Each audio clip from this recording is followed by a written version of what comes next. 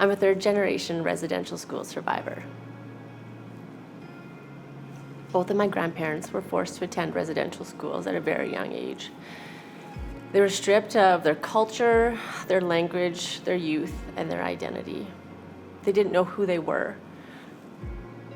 And unfortunately, this lack of who they were really transcended into the relationships that they had with their children, and it had a lasting effect for many.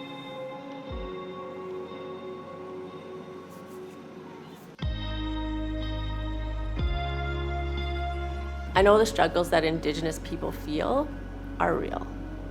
Everything that I do at BDC is to help Indigenous entrepreneurs and Indigenous people succeed. I strive to turn the needle of change 1 degree a day.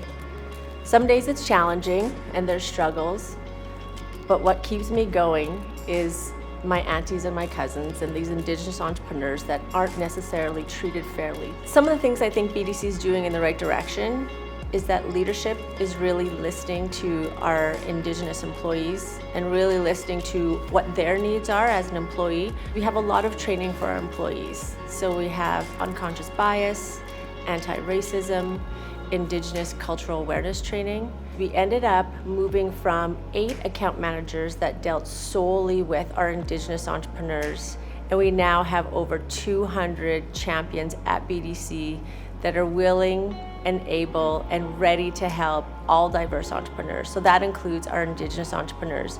We know there's 3 main barriers for Indigenous entrepreneurs, and the first one is access to capital. And our hope is that through the Indigenous Growth Fund that we're able to remove or decrease that barrier for Indigenous entrepreneurs. We've changed our recruitment, the way that we hire and that we post. Instead of just saying you can work from your home, we say you can work for your community or your settlement. So it's a lot more inclusive for our First Nations and Inuit, and also Métis people that are looking to work at BDC. I'm proud of the work that BDC has done to date, but I know that this isn't where we're going to stop. We need to keep going, we need to keep pushing, and we need to keep changing and reimagining the way that we do things. If we really want to have truth and reconciliation at BDC, we need to be doing more.